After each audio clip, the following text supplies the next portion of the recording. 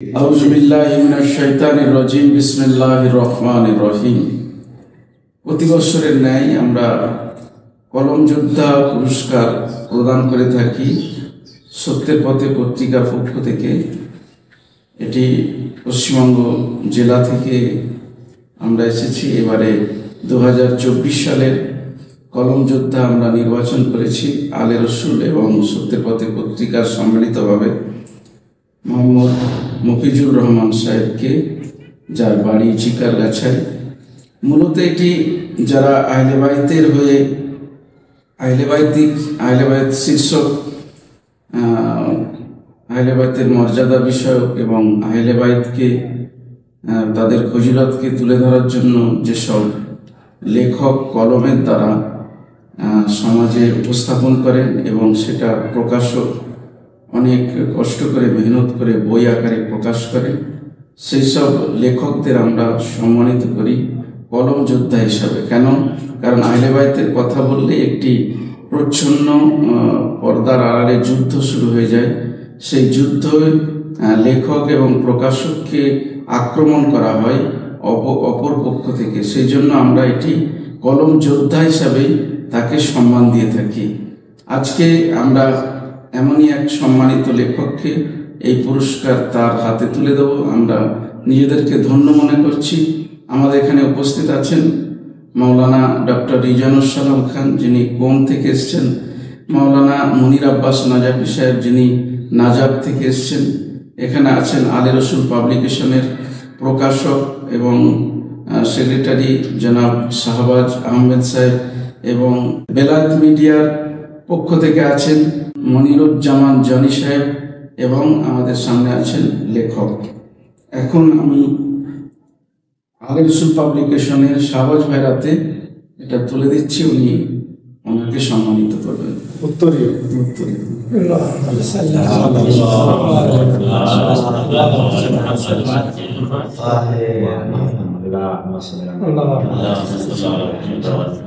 এটা আমাদের ক্ষুদ্র সেই স্মারক তুলে দিচ্ছেন আমাদের ইরান থেকে আগত জনাব মাওলানা রিজানুল সালাম খান।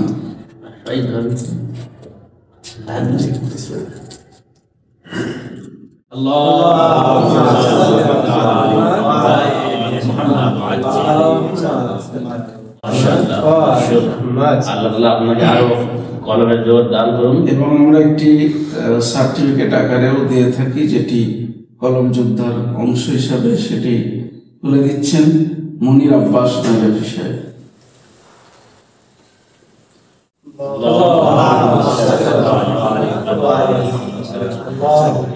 যারা যেখান থেকে এসেছেন সবাইকে ধন্যবাদ, এবং বিশেষ করে আলে রসুল পাবলিকেশনের শাহবাজ আহমেদ ভাইকে এবং বেলায়েত মিডিয়ার মনিরুজ্জামান জনি সাহেব, যিনি তার স্টুডিওতে আমাদেরকে এই কলম যোদ্ধা পুরস্কার তুলে দেওয়ার জন্য আমাদেরকে অনুমতি দিয়েছেন। অসংখ্য ধন্যবাদ।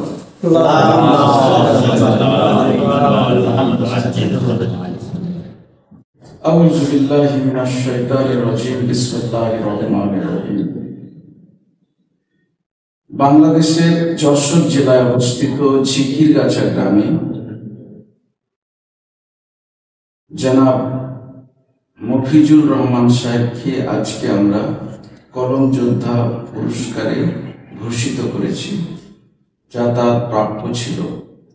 আলে রসুল পাবলিকেশন এবং বেলায়েত মিডিয়ার যৌথ প্রয়াসে, তার সঙ্গে সত্যের পথে পত্রিকা, যা পশ্চিমবাংলায় প্রকাশিত হয়, এই তিন সংস্থার পক্ষ থেকে আজকে আমরা একটি আলোচনায় বসেছি, যেটা লেখকের সঙ্গে মত বিনিময়ে অংশগ্রহণ করছেন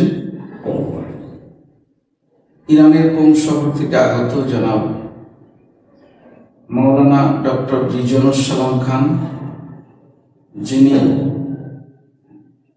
আমার বাঁদিকে চেয়ারের পাশে বসে আছেন। আমার বাঁ পাশেই বসে আছেন জনাব মাওলানা মুনির আব্বাস নাজাফি সাহেব, যিনি ইরাকের নাজাব শহর থেকে এসেছেন। এবং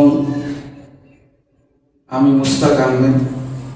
এছাড়া আমাদের আজকের আমন্ত্রিত লেখক, যার পরিচয় আগে আপনাদের দিয়েছি, তিনি হচ্ছেন জনাব মফিজুল সাহেব, এবং বেলায়েত মিডিয়ার পক্ষ থেকে যিনি আছেন তিনি হচ্ছেন মনিরুজ্জামান জনি সাহেব।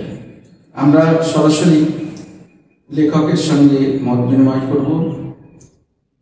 প্রথমে আমরা মত বিনিময়ে চলে যাচ্ছি। আউযু বিল্লাহি মিনাশ শাইতানির রাজিম। বিসমিল্লাহির রহমানির রহিম। নাহমাদুহু ওয়া নুসাল্লি আলা রাসূলিল কারীম ওয়া আলিহি আত-তাইয়্যিবিন আত-তাহিরিন আল-মাসুমিন আল-মুসলিমিন, আম্মা বা'দ। আপনার সাথে সাক্ষাৎ করে খুব আমরা গর্বিত মনে করছি এবং খুব ভালো লাগছে। তো আমি আপনার কাছে একটি ছোট্ট প্রশ্ন করতে চাই, সেটা হলো এই যে আপনি কেন কলম ধরেছেন, কেন আপনি কলম ধরেছেন, কিসের জন্য এই কারণ? ধরার মূল উদ্দেশ্য চিন্তা করছিলাম, যেটুকু বুঝতে পারছি এখন তো বেশি জীবনের অভিজ্ঞতাটা কবরে না নিয়ে দিয়ে লেখনের মাধ্যমে রেখে যায়। এই হচ্ছে মূল উদ্দেশ্য। খুব সুন্দর। জীবনের অভিজ্ঞতা আপনি বই এখন তো যা অর্জন করেছি কলার পথে, তো চিন্তা করলাম এই জ্ঞানটা কবরে না নিয়ে দিয়ে লেখনের মাধ্যমে রেখে দেয়, তাহলে একটা ভবিষ্যৎ প্রজন্ম উপকৃত হবে। আপনি যেটা বুঝেছেন সেটা মনে করছেন যে আমি লিখিত আকারে অন্যদের সামনে আমি পেশ করি, যাহাতে ওনারাও সেই আলোটা পেয়ে যেত, এটাই উদ্দেশ্য ছিল। মাশাআল্লাহ, খুব সুন্দর প্রশ্ন। যে আপনি কোন কোন বিষয়ের উপরে আজ পর্যন্ত বই লিখেছেন, কি কি বই লিখেছেন, তার নাম আর তার বিস্তারিত একটু বিষয় বলতেন, তাহলে আমরা উপকৃত হতাম এবং আমাদের দর্শক বিন্দুও উপকৃত হবেন। আমি খেলাফতের হাত কাজ ছিল এই শিরোনামে প্রথম একটা বই লিখি। পরবর্তীতে আরেকটা লেখা হয় হুজুর নামে। এখন আরেকটা রানিং চলছে, সেটা হচ্ছে সত্যের সন্ধান।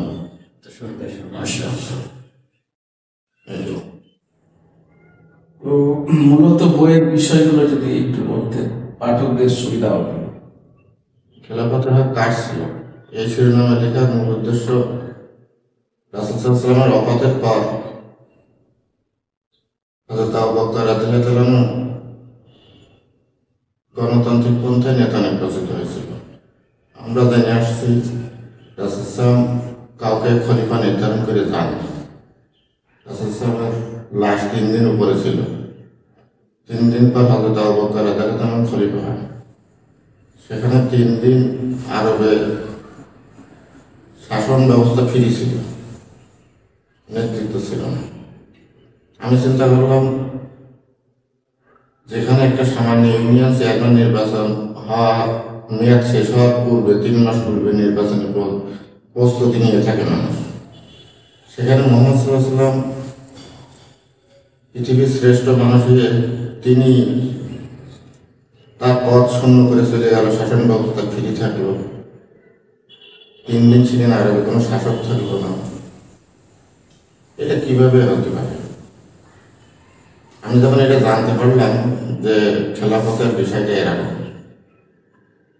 তখন আমার গবেষণার চিন্তা বেড়ে যায় এবং আস্তে আস্তে বুঝতে পারি যে রাসূল সাল্লাল্লাহু এভাবে শূন্য করে যান। তারপর তিনি নেতা নির্বাচন করে গেছেন, কিন্তু এক শ্রেণীর মুসলমান মানে না, আর এক শ্রেণীর মুসলমান মানে। এই জ্ঞানটা যখন আমার ভিতরে অর্জন হয়, তখন আমি চিন্তা করলাম এটা তাহলে লেখনের মাধ্যমে প্রকাশ করতে হবে। বিশেষ করে সুন্নি সম্প্রদায়ের উদ্দেশ্যে প্রশ্ন আকারে এটা গ্রন্থ রচনা করা হয়।